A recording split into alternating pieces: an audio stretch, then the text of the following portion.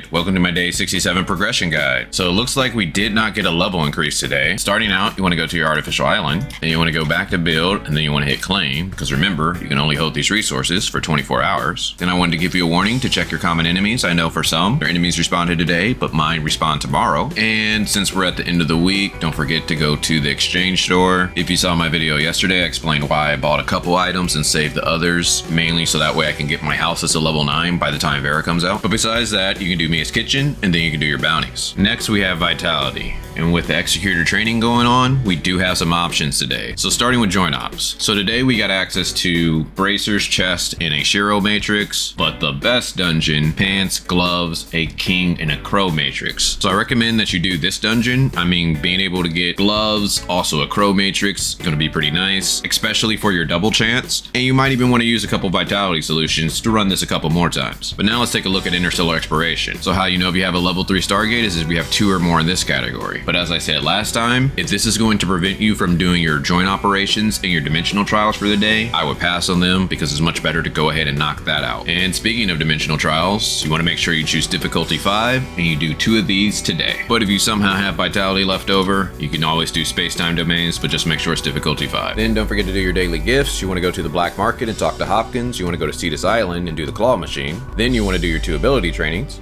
Quick tip, if you get the rhythm training, Samir is MVP. Next, you want to maintain your vehicle. So some of the best places is Astra Shelter. The next place would be Bangi Shelter. After that, we got the Black Market. And the best place, High Crows. Also attack any elemental rocks you see for crystals. Then we have the weekly tab. You want to make sure you're doing enough things down here so you can get everything up top. Also, if you enjoy these daily guides, I would greatly appreciate a like so that way you can spread more on YouTube.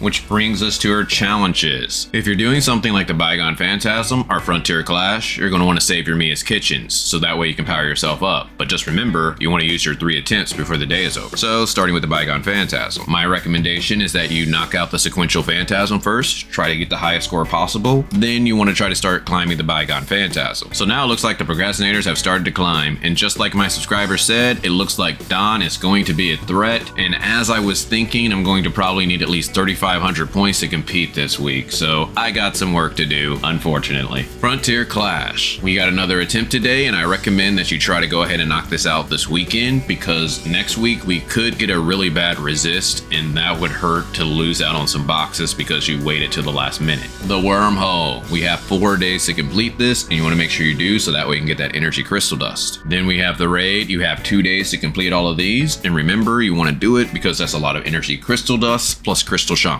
Then we got the Void Rift. If this is a first time boss for you, you want to go ahead and make sure you do that. Then we got the Apex League. If you're trying to reach Grand Marshal, make sure you put a couple hours in each day. Then we got our daily buys. So you want to go to shop, hot, then buy your 2 vitality solutions. Now this is only if you can afford it. Then you want to go to the Commissary, starting with the Crystal Dust store. Remember, you want to buy your advancement modules and your booster modules for the week. Then when it comes to your Go Crystal Dust, I recommend that you buy the boots. And if you have a good pair of boots, I recommend that you buy the hand guards. And if you have a good pair of hand guards, I recommend that you buy whatever else you need. Then since we're getting towards the end of the week, don't forget you can buy an extra weapon with your black gold, but you might want to save it for future characters added to the standard pool. Then we have the crew store. Now I only recommend that you spend your crew points on relic shards, and the relics that I recommend are either Space-Time Rift, unless you have a level 3, or Omnium Shield. And how you get crew points is by doing your daily donations and knocking out your 4 missions for the week. But again, you don't want to do password chests because you want to save those for Vera. Then we have the support store to where you want to get your 3 joint supply chips for the week, and how you get support points is by doing Frontier Clash Normal to where you get 375 support points, machine parts, and lots of experience. Or you can do Matrix Drills difficulty 1 and a team of 2, or Void Rifts to get 150 support points. Or you can fight world bosses, Force Decipher, get 100 support points, as well as machine parts. But besides that, you can go achievement hunting, explore the map, or go mount farming.